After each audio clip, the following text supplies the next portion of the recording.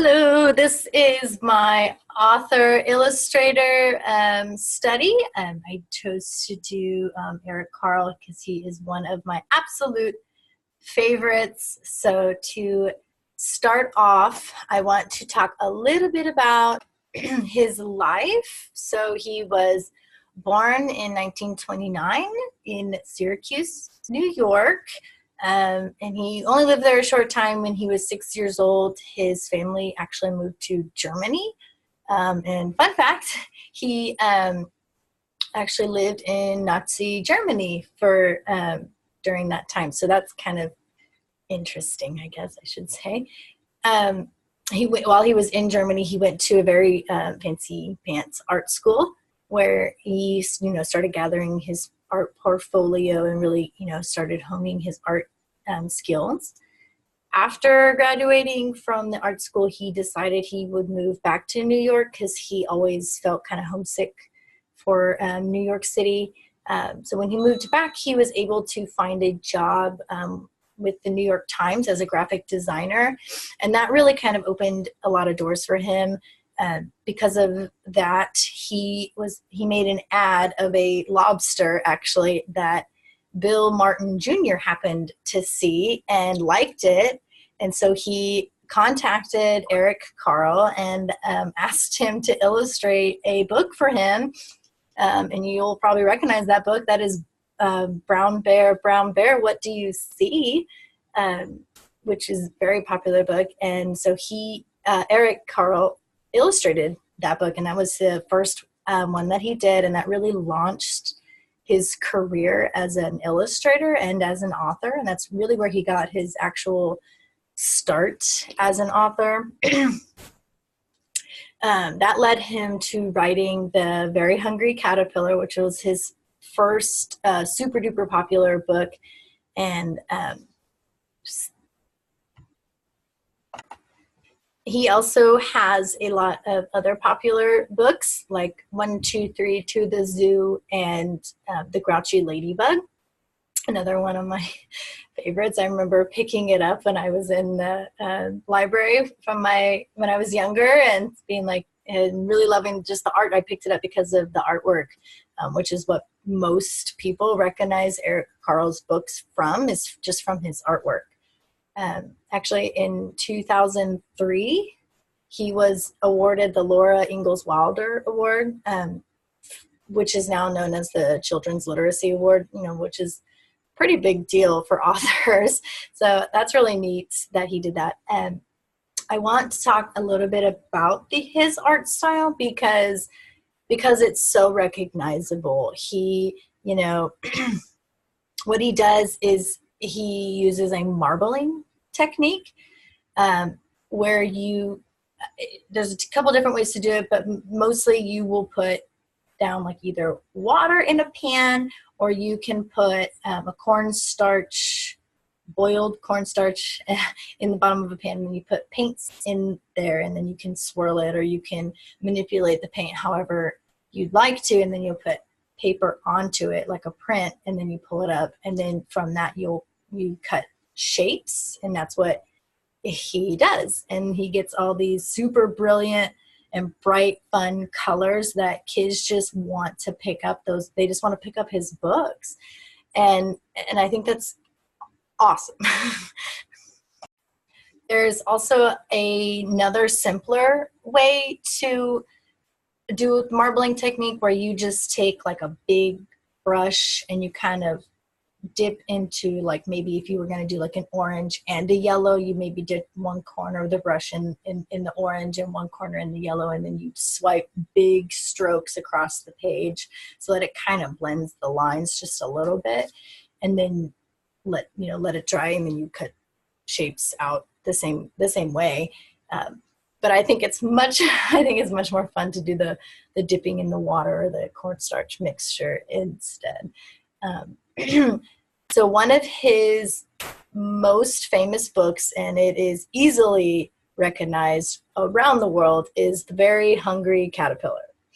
It was published in 1969.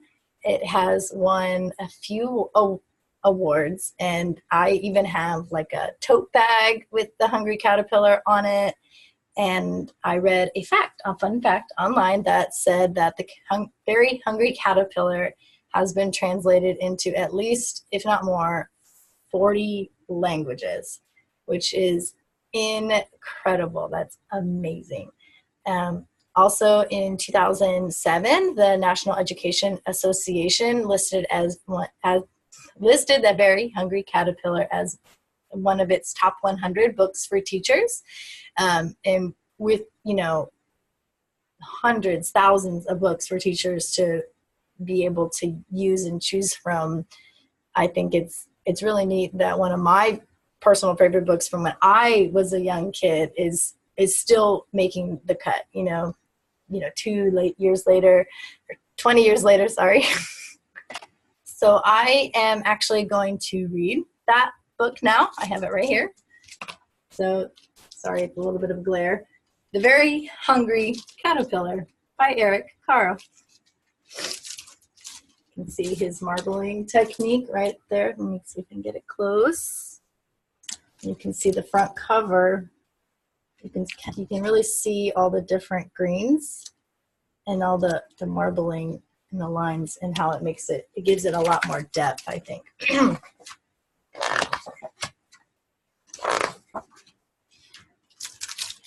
In the light of the moon, a little egg lay on a leaf.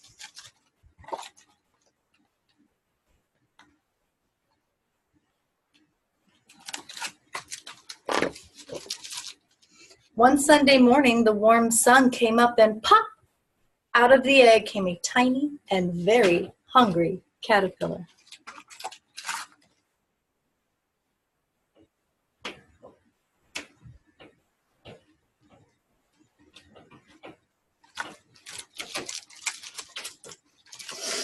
He started to look for some food.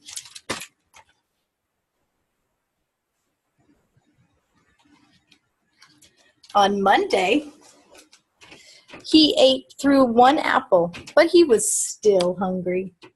You kind of see, this book became really popular because it was the first kind of book to do this. There's a hole here. I've never seen this book. On Tuesday, he ate through 2 pears, but he was still hungry. This would be a good book to do for like a math lesson for maybe kindergarten. On Wednesday, he ate through 3 plums, but he was still hungry.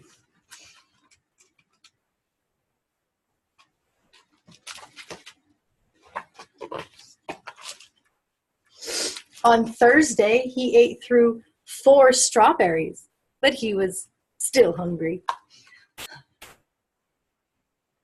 Pretty hungry caterpillar, if you ask me. And on Friday, he ate through 5 oranges, but he was still hungry.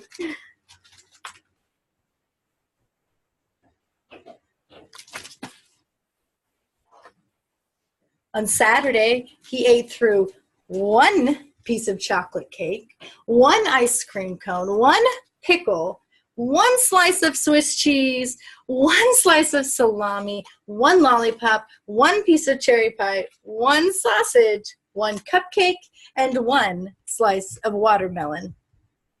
That night, he had a very bad stomachache.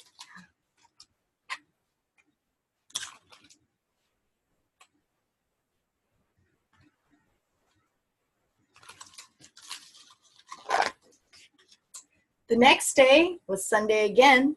The caterpillar ate through 1 nice green leaf, and after that, he felt much better.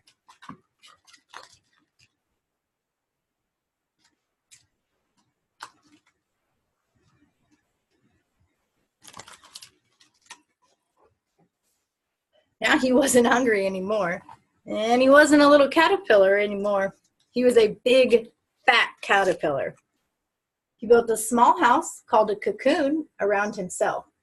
He stayed inside for more than 2 weeks. Then he nibbled a hole in the cocoon, pushed his way out, and